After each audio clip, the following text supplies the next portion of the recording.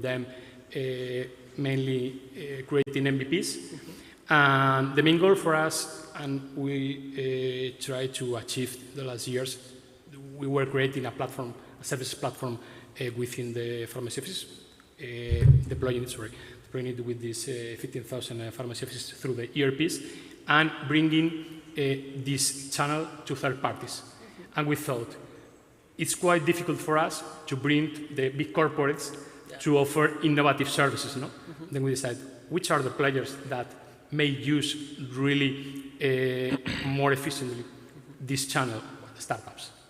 And from that point, any startup that come with us, we show how is our ecosystem. We show them the different pathways that they can obtain from our ecosystem and different channels, and this touch that they not only have with the pharmacy office, only with their clients. No? We offer them to have access to 2.2 million clients every day in the pharmacy offices, and for them was a very, very quick way to accelerate this business. No? Then from that point, we have been working not only with these programs, we have also direct access. We offer direct communication with the startups, and we are still young in all this way, but we have been achieving different innovation in services that now the pharmacy offices are benefiting from them, and I think has been very successful. We have a lot of things to do, a lot of plans to do, but we are still young, and as I told you, we have also to work hardly all the internal innovation, not only with our employees, also with our owners, the pharmacy offices, to change their minds and to tell them that there are a lot of things that they can offer directly to their consumers and to their society because they are health public service. Yeah. I think this is really interesting because, as you know, the ownership of Cofares are from the owners of the pharmacies. So it's difficult how to align the goals from your company and to the goals of your cooperative with the goals of the owners, no? Because sometimes it's really difficult because perhaps you can see something, we were talking that before, no? You see something really clear that it's a really good opportunity to invest in, but they don't think so because of whatever, no? So I think that this is a really important thing to try to manage, no? It's your role. I think it's a bit tough because sometimes it's very difficult just to focus on that.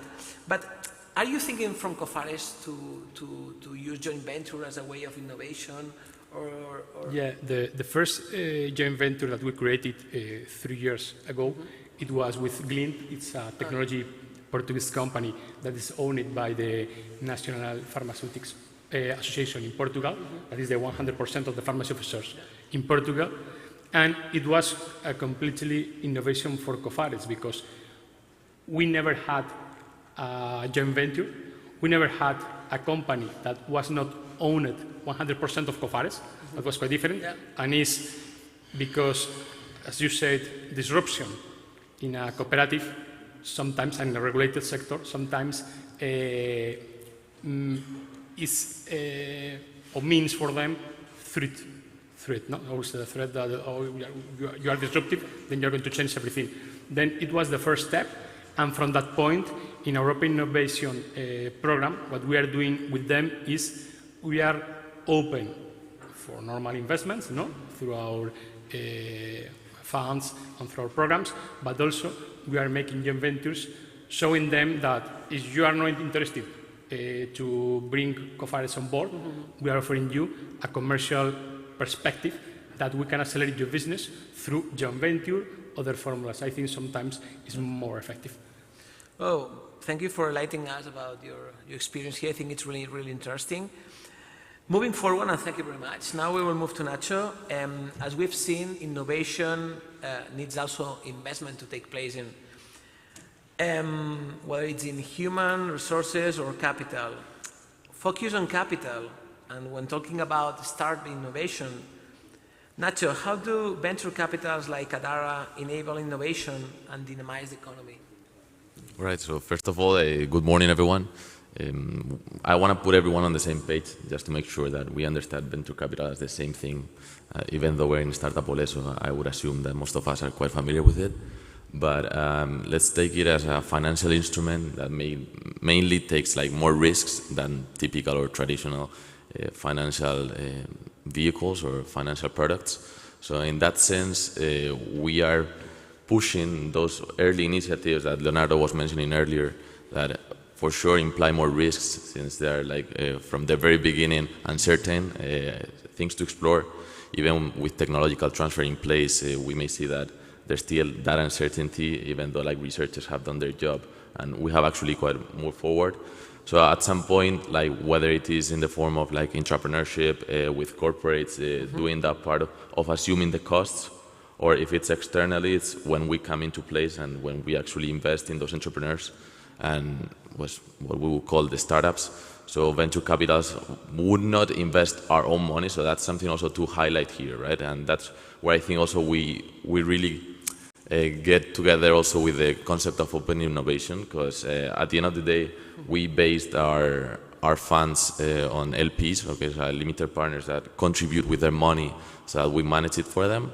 And these LPs tend to be, whether they're corporates, family offices, different institutions, public funds as well, right? We can see like the EIF in Europe, the ICO in Spain. So all those contribute to these funds. And I think at that stage, we're for sure contributing to the economy in the sense of like looking for return, looking for financial return. But I think we lose focus when we only think about the money in the impact we're making, right? We're just like getting skin in the game. Of course, we're looking for business, but at the same time, we want to contribute, right? We want to make that impact, and that's where I believe like it makes sense our job, and that's where we also look to differentiate, to position ourselves as venture capitals, and really add value to the entrepreneur and accompany them through the entire journey that may be painful, and in some circumstances we can help. And having said so, coming back to the corporates contributing, it's interesting because corporates may help through like corporate venture capital to these startups straightforward, and this is a very good way to really like move things forward. But I want to introduce here a concept that may not be so new, maybe very new, sorry, here in Spain. I don't want to disclose much, but we're, for example, working with corporates already in order to create, like, externalize their venture capital services or their venture capital efforts, so that they leave people that are used to, like, manage funds with startups while still contributing and acting as industrial partners and delivering that smart money, right? I think it's the concept of a smart money comes very valuable here when we talk about, like, pushing forward an entire nation and not only focusing on a startup, and really contributing from corporates, small enterprises that can add knowledge or prior experience in different sectors, in different verticals, would also help those startups achieve their goals faster in many cases, and in some other circumstances even help the corporate itself to develop more their business, to really, like, in some circumstances, do some M&A, get them in-house. I'm sure, like, at Cofares you have seen that as well. Mm-hmm. So again, where there is a player that really want to dynamize the ecosystem, and from there we're more of an spectator, not so much proactive, right? We're not executing, but always going together with entrepreneur and trying to get all the players in the equation. Mm-hmm. And for those that the things that the value relies on the money, just on the money from venture capital, what will you say to them? Because as you have explained, I think that the most powerful tool that you have is not just the money. You have a broad catalog of availability to give to the company. What will you say to them? Well, if we get into that point, what I would say is, first of all, I mean, you just see the numbers, and venture capital got very competitive, right? When Adara started, like 17 years ago, like, you would see only around 12, 15 funds registered to really manage as venture capitals, and now if you see the numbers, like, completely exploded. So we really have to position ourselves, and luckily for the entrepreneur, we have to add more value, right? To really get into the deals and not lose them, because again, we're doing business. So focus more on that part of the added value, because it's gonna bring the difference. Like, there are funds for sure that would be interested in your solution if it makes sense. So just go for that added value. And one special tip that I would deliver here, and it's something that we also value from the entrepreneur, is when they actually went out and asked the portfolio companies, how does this investor work with you, right? Like, what's the actual value that they are delivering through the path? And I mean, in our case, for example, we go from seed to exit. So I mean, we really go from seed to exit and help from the very early stages of building up a commercial team to like the final part of doing M&A, going for an IPO. So try to really gather information. Of course, there are no like Amazon reviews that are super accessible, but make that extra effort to really look for that value that would make a difference and could even like make the huge difference to make it successful for your company. Okay. And what, apart from that, what would you recommend to somebody that's looking for a venture capital in order to choose the right partner? I mean, could you give some details about that? I mean, why, I mean, not that there are notes to complain on, but which are the things that you think that are the key in order to choose one venture capital from others? Is sector or? I mean, we tend to see now also verticalized venture capitals, which I think is quite interesting, like in energy transition, impact funds, under Article 9, for example. That probably makes a lot of sense because, again, it's not only that the fund is specialized and the partner and the analyst would be specialized for analyzing your startup properly, but also the LPs, the people putting the money behind it, would probably come from the industry itself. So in that sense, like, we really build up this advisory committee, if you want to call it, that would promote your business, like, again, would even like give you direct access to different clients, different partners that would help you with that. So, I mean, if you have the chance to look for specialized funds, super nice opportunity. If not, I mean, it's a matter of doing the homework, doing some research, and of course, I mean, the due diligence have to go both ways, right? So I think it's also a job to be done there for a few times, yeah. Cool, really cool. Yeah, thank you very much. So I think that we are almost on time. I will just like to finish this panel, thanking to our colleagues, Leonardo, Mariano, Jorge and Nacho. And I would like to point out something, I mean, we've seen from the public point of view, the importance of the link, no, for open innovation to be there, just to link it with some examples about the transfer that I think that are really, really interesting to put into practice and to know what I like to say, the network effect, no? And then examples like Cofares, your experience, I think it's really, really interesting for us. And finally, about venture capital, because sometimes there's some people that finally don't know they think that they are a bit worried about which one they will try to bet on, no? So I think it's been a really good panel. I would like to thank for the opportunity to Startup Ole from all of our five. And if anyone has any questions, we will be able to answer it. Or if you want, some of you want to point out something else or to add something, feel free to. Yeah, it's working? Yeah. I'd just like to say we launched the legal framework for startups in 2021. And we are open to receive proposals for partnerships and to bring investments to Brazil and Brazilian investments to España also. Thank you very much for the opportunity. Thank you very much. Thank you very much. So, and now we'll finish this panel, and now it's time for the next roundtable of globalization of investment that will follow on. I think that perhaps now 2-3 minutes of break. So we will leave right now, and thank you very much for your time. Okay.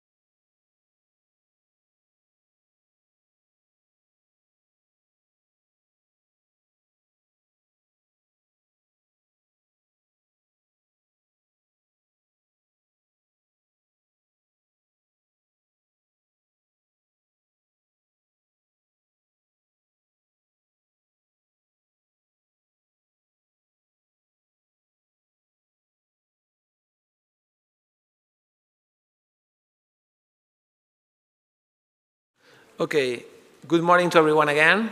As I told you now, we have a really interesting roundtable about the globalization of investment with Pedro Cerdeira, Managing Partner of Business Plug, Carlos Martín, Viceconsejero de Economía y Competitividad del ICE, Eric Díaz, General Partner de Black Sheep. Nada, os dejo con ellos y disfrutar mucho de esta roundtable. Hi, good morning, everyone. Now, I see that there aren't that many. I'd assumed, or I'd sort of focused this on the startups. So I can see hands. How many of those that are here are startups? Okay, one or two. Okay, not that many, but that's what we're going to focus it on. So apologies to the rest of you. So listen, before we start, if everybody could introduce themselves, I'll start. So I'm Tom Horsey. I'm managing partner of Ionic Fund. We're a relatively new fund focused on early stage startups in Spain. Very focused on value added. So our first filter is those companies that we can actually add value to in the most optimal way. And then if each of you could just give a quick sentence so everybody knows who we are. Pedro? Okay, thank you. Good morning, Salamanca. It's a great pleasure to be here, and thank you to the organization for the invitation. People from the startup world, you're on the right place, okay? And you have an edge because none of the others are here. Just a few words about myself. So I sort of multitask myself in between a couple of things. I teach strategic management consulting at university. I have a consulting company as well, which is now very busy taking Web3 into the corporate world. And I'm also an investor in early stage startups. I'm actually on the board of the Portuguese Association of Early Stage Investors. We sort of congregate all the investors in the country interested in startups and in the ecosystem. Great. Well, hello. My name is Antonio Peña. I'm managing partner of Kamai Ventures. Kamai Ventures is the first open CVC in Latin America. We have from LPs Coca-Cola Company and also Arcor, that is an Argentine multinational company that develops foods and also agribusiness and packaging business all around the world. Basically, we invest in seed stage in different verticals that goes from biotech to fintech to logistics. And we invest from Mexico to Argentina in all the region. And it's a pleasure to be here with all of us, all of you. All of us as well. Yes. All of us. Good morning, everyone. Brian Marinan is my name. I'm with Team ABC Ventures. So we're an Ireland-based fund, but we invest globally. In fact, none of our investments so far have been in Ireland. And we specialize in the sustainability of transportation and travel. We are early stage, so often first check-in, pre-seed, and then we follow through for the rest of the life with that company. I'm delighted to be speaking on this panel because globalization of investment is something that I'm massively passionate about, and actually it's been proven time over time that founders with a global mindset actually outperform everyone else. So looking forward to this conversation. Well, good morning, everyone. Carlos Martín, I'm the regional Minister of Economy. So I guess I'm the most boring part of this roundtable and the public side of the table. We also run a platform for startups in Castilla y León. So I guess that our point of view may be somehow interesting and useful for you guys if you're looking for financial and service means for new startups here in Castilla y León. Fantastic. So really interesting what you just said, Brian, about first ticket, but we'll go into that in a minute.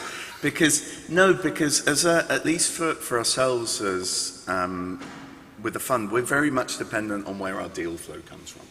And we find that the deal flow tends to be local, the majority of it. And from an international perspective, it's very difficult to, or at least we find it very difficult to actually identify very early stage. You said first ticket. Well, that's, you know, very early stage. They're not on the radar. There are no press releases. Before we jump into the question, because it's one I have, and I guess, you know, startups that want to contact you or that could be interested in international investors, yourselves as well in LATAM, how do you find the startups? Or because it's easier for them to find you, but they probably would they? I mean, no, and I don't mean that because you're not great investors, but I mean the first thing you do is you go to, you know, I'm in Castilla y León, I go and look to the local investors in Salamanca or in Valladolid or whatever. You don't think, if you're a startup in Estonia, I'm going to get hold of some guys in, you know, in Dublin. Yeah. I don't know if you're in Dublin, but I assume so. Yeah, so it is right. So just like startups are looking for an edge, we investors are also looking for an edge. We have to convince LPs to invest in our funds so that we can then go invest in you. And so we need to create a niche or an edge over the other people that are around us.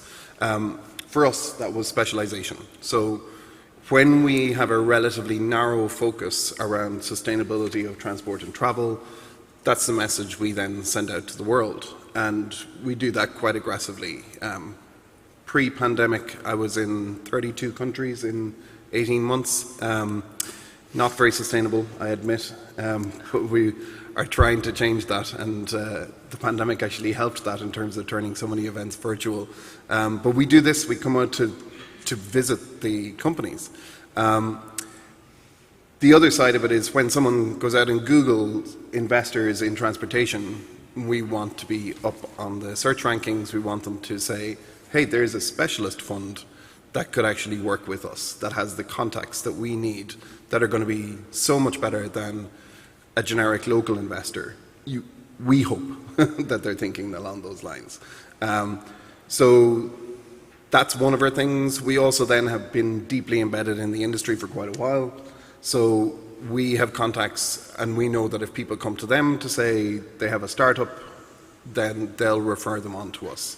So our niche is how we're able to get in earlier, and we hope that that translates into more exciting opportunities than just concentrating on a particular geography does. Okay. And yourselves? Well, in LATAM is a great opportunity because there are a very solid ecosystem that is very active and have a lot of relationship between the countries. Myself and my partner Gabriela, we came from being entrepreneurs from the first wave of internet, and then I think that by the age we became venture capital, but we have a very close relationship with startups, and basically what we see that is the main opportunity to look for new startups is recommendation from other entrepreneurs that we invest, and also from being in the ecosystem. No? I think that what is happening now with all these companies getting in the ecosystem is like the only thing that was faltaba, that was missing in the Latin America ecosystem. So I believe that we have an active role in the roots of the entrepreneur ecosystem, and we try to work very close with other CVCs or venture capitals like Arca Ventures, FEMSA Ventures, or different, giving us pipeline and recommendation between one to another. But and then I think that the next wave is that you may have a role more active in Latin America. In Latin America, we have that our startups see more often to the States as the next step, and I believe that especially with Spain, where we have this solid culturals and roots between us, I think we are seeing that Spain is becoming one of the doors to Europe. Especially, for example, now we have a company that is called Auravant. It's an AgTech company, and instead of being the headquarters in States, the headquarters is here in Spain. So I think that this active relationship between us and being in the roots of the ecosystem will give us better pipeline, more, and what Brian is making, like us, pre-seed and all these kind of things, you have to be there. Yeah, no, that's, I mean, that's what I was thinking. I was just thinking how difficult it is for us to generate deal flow in Spain, you know, running around from Salamanca to, I don't know, to Bilbao, to Castellón, to Valencia, to, you know, wherever it be. I was thinking, how do you do that on an international level? Anyway, sorry, that was really a question of mine. Well, so it's, bizarrely, on Monday I have a call, we're in a final due diligence yes. call with someone from Argentina. Yes, So, yes, we have. Can I argue the other side of this, please? please do. That's what we're here for. Yeah, go on. So I actually think that it's not very difficult to generate deal flow. And that is not my experience, to be honest with you. Why is that? We're social animals, so we rely on connections. There's this theory wandering around about the 7 hops until you get to somebody else in the world, and I do think that it is true. And I'll give you an example. Just last week, one of the projects that I'm putting together is a coding academy, and I did a webinar on Thursday last week, and suddenly half of the people on the webinar were from Uzbekistan. I have never set foot in Uzbekistan. So the word does go around. The world is not such a big place as we might imagine. In one way or another, all the ecosystems are connected, some better than others. There's a lot of wandering around from the founder community, people that do projects here and then go there, and then there's digital nomads, and there's this and there's that. So I don't think it's really difficult to get to deal flow, and I get a lot of deal flow. What is difficult is another thing, which is to qualify it and to find the proper deal flow and the one that fits your criteria. And in here, what I find most difficult is to understand what are the local constraints and restrictions when you invest. What happens if you put together a company in Spain? What do you need to do? How bureaucratic is it?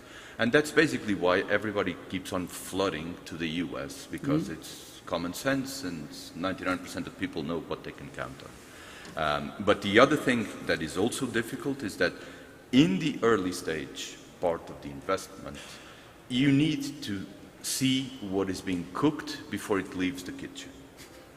So you do need to know the people, you do need to understand if they behave or if they misbehave, if they drink too much or not really. So most of that thing goes around in events like this. And I see it as part of my work, putting myself out there and just wandering around and talking to people. And then things sort of come back in some way, shape, or form. Yeah, okay. So that brings me to the first question that we really had or the first topic that we had, which was in terms of, okay, so if I'm a startup and let's assume, for argument's sake, that it is relatively easy to contact and to identify and to contact the right investors in different parts of the world that fit my particular startup. I'm not so convinced. You can do it, but I think there's a lot of work to do so in an optimal fashion. You know, right now then, where should the startup be looking? I mean, who's investing?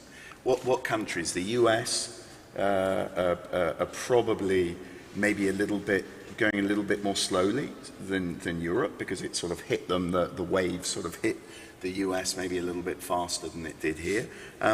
Where should they be looking?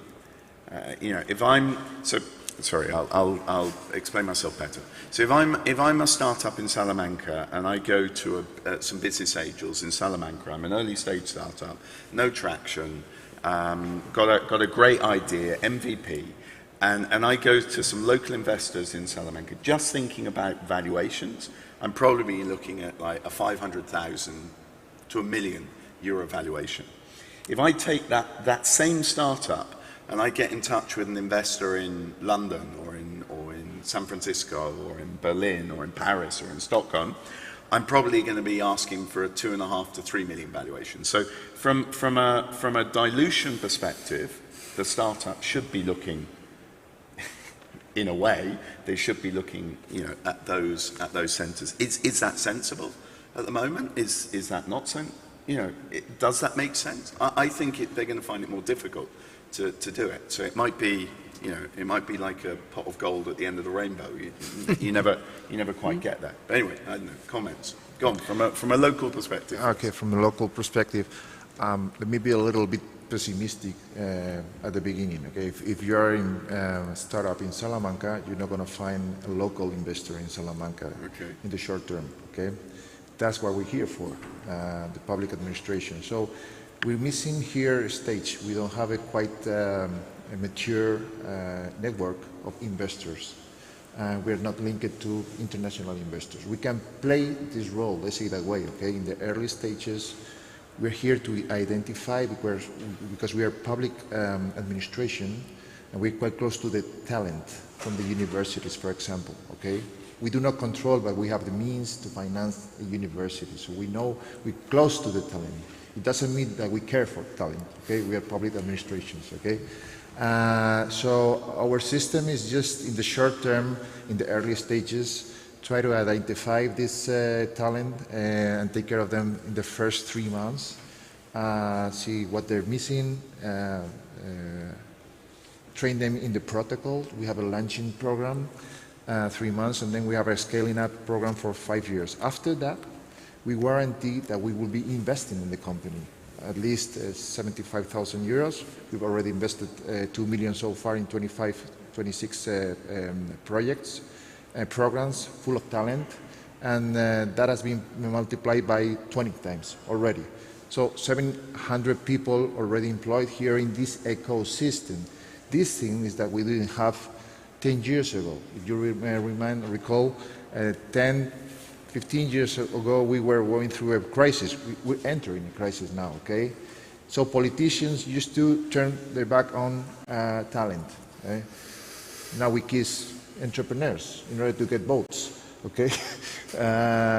And this is something that we are still missing. We don't have a quite clear connection with international funds, and we're close to the talent. We know how to recognize that talent, and we have a protocol to launch these people up. But we can enter in a small scale, only up to 100,000 euros. So we need this type of network of international investors so that we can scale up the whole process a little bit better.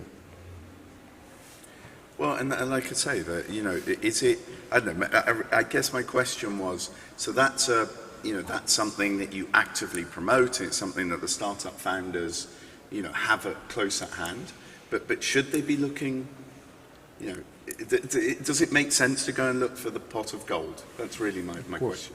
I mean, if they're in sustainable transport, it probably does make sense for them to contact you and say, hey, look, Brian, I do sustainable transport. Yeah. But I don't know, it's really a question, because it's a hell of a lot easier to obviously look, well, obviously not if you're looking for local investors in Salamanca, but Madrid's a 2-hour journey away. Yeah. So it's a hell of a lot easier for these founders to go to Madrid than to try and look up on Google and find ABC Ventures. I think what's really interesting, firstly, 75k is a decent amount of money. Yeah. You get a company to the next stage pretty well with that, so well done on that. That's incredible. It's all about competition, really. So if you're going global looking for investment, you also are facing global competition. If you're looking for local business angels, they're probably not going to have the same knowledge of the market. When I travel, I go to conferences like this, and I literally walk around and go, that's the French version of that, that's the German version of that, that's the Italian version of that. So to find new ideas is actually really challenging. And oftentimes we're not looking for that. We're looking for people who execute better than their international peers. And so that's what you're looking to do. When you get 75k locally, you make sure that you put that to use and you get a better MVP, you get a better market traction than everyone else.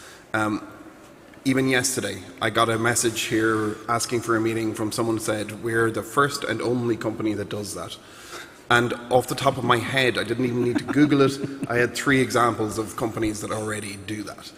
And I'm like, if you're doing that with business angels, you might get away with it. If you're looking at a specialist in the sector, don't try and play that ploy, or don't be stupid enough to not Google it yourself in the first place.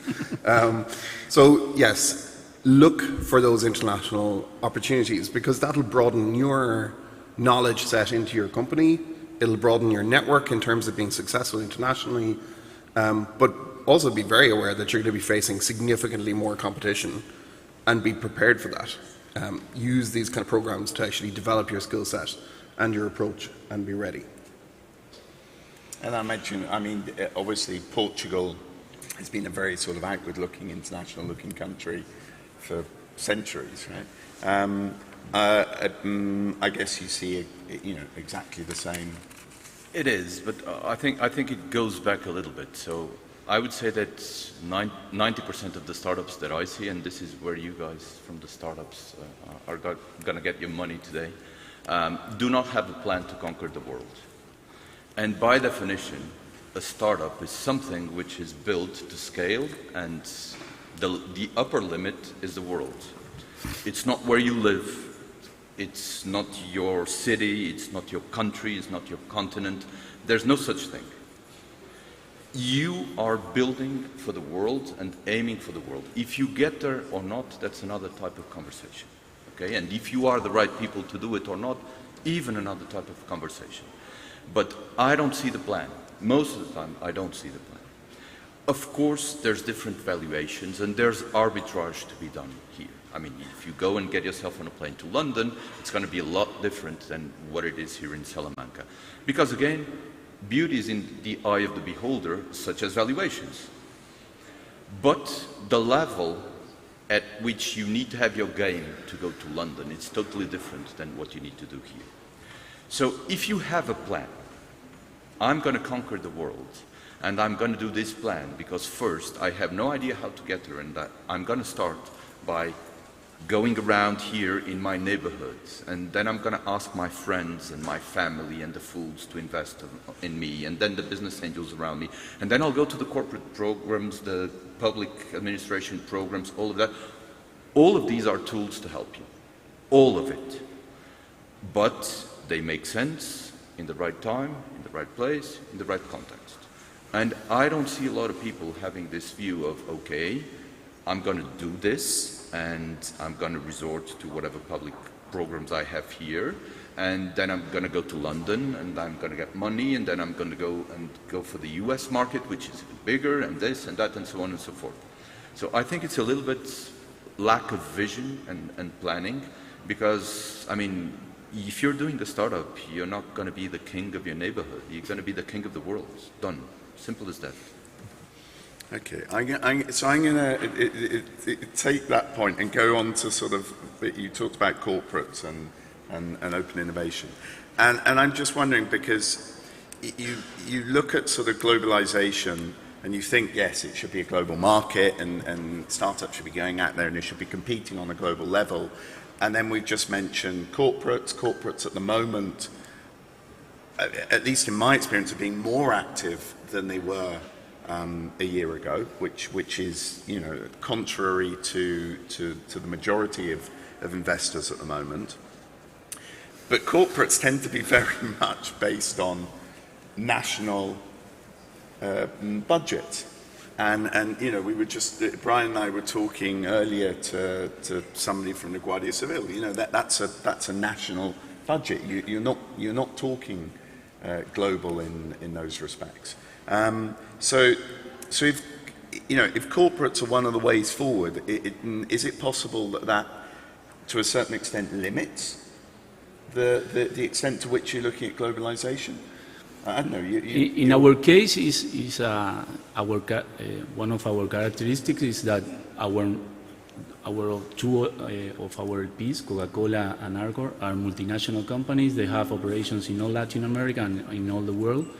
And we have another thing that is like distinguish of us, that we know only invest in our startups if we help them to develop business with these corporations around the region. So for us, it's more natural to help our startups to make this path for all the region.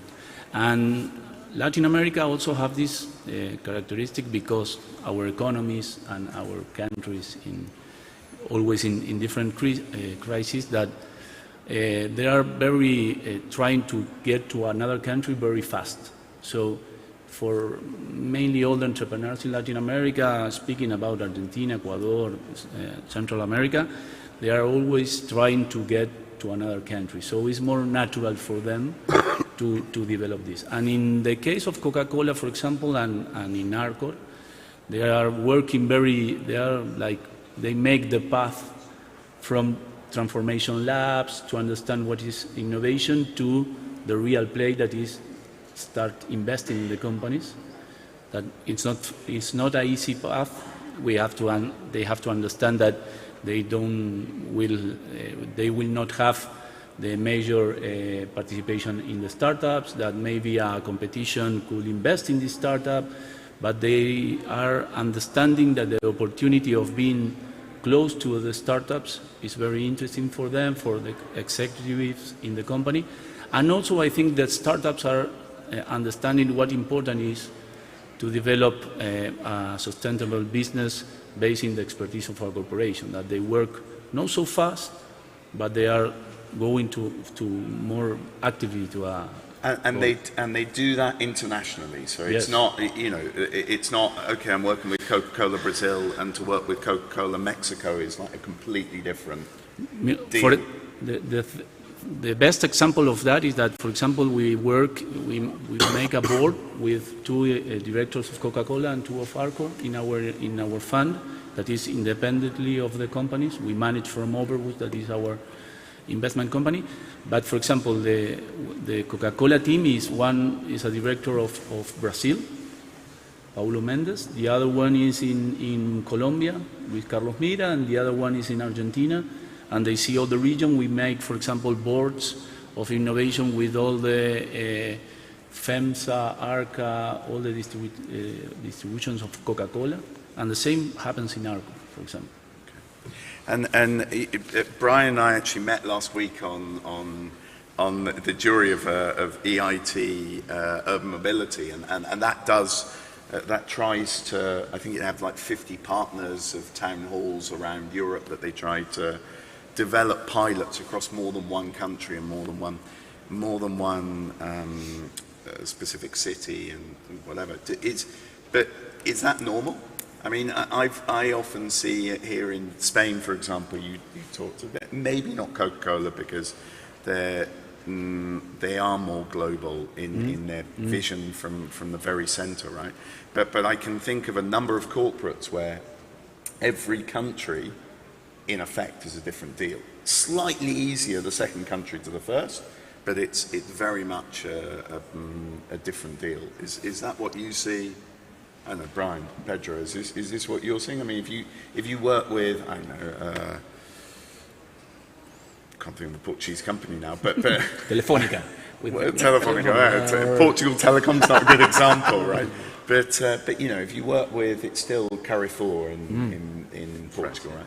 So no, it's Continente in Sonar, Portugal. yeah, that's the mother Sonar. company. If you work with Sonar, okay, they only, well, I guess they're in Portugal and probably Mozambique or Angola as well.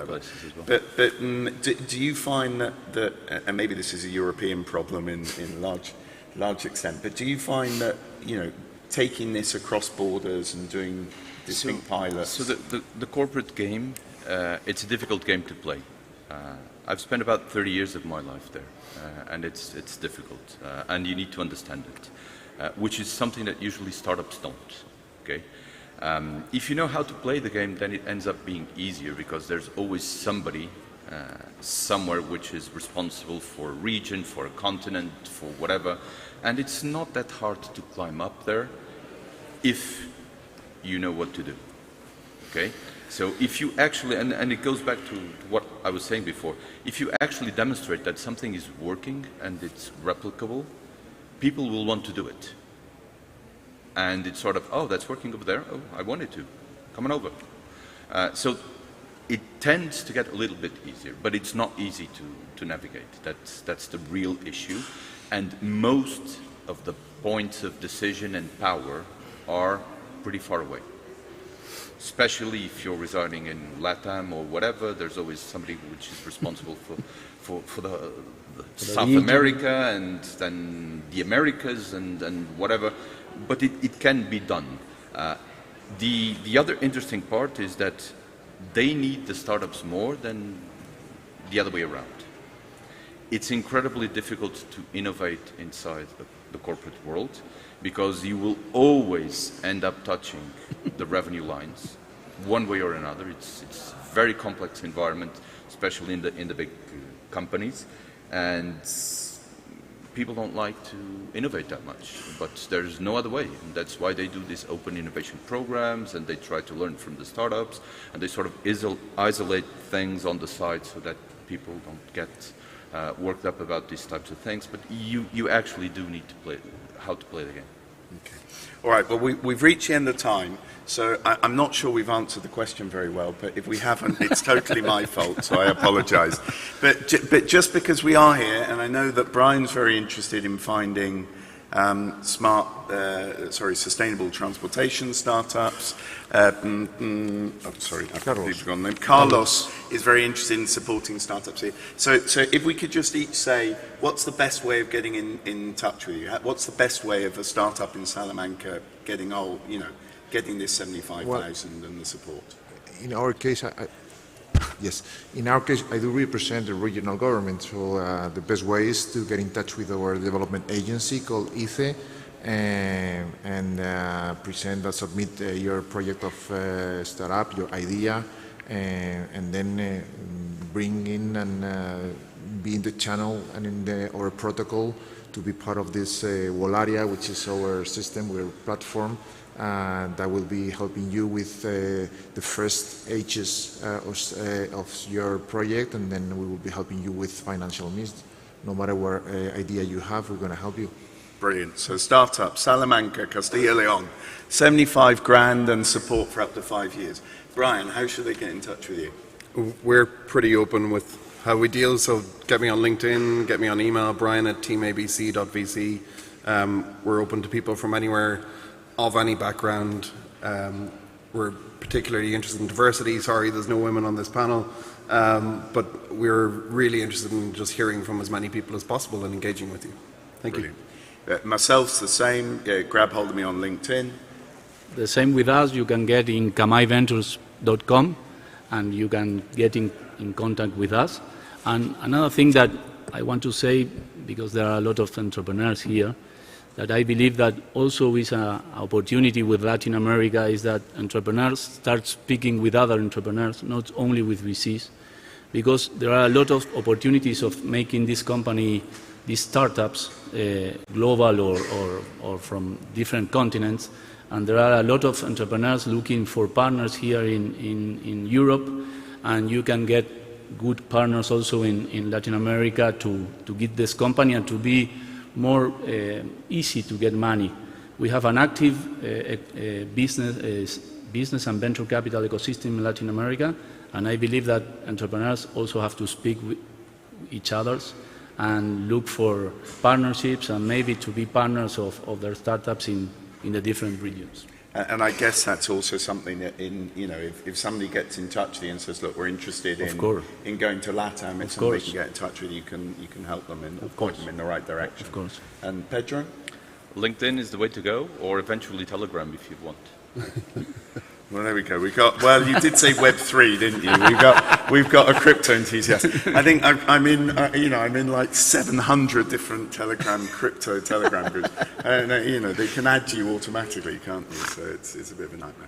Anyway, thank you very much, guys. I hope we've answered questions. Feel free to grab hold of any of us afterwards. We're here to help you because that helps us. It's quite selfish, really, in many respects. And thank you, everybody, for your participation on Thank you. Thank you. Thank you. Okay.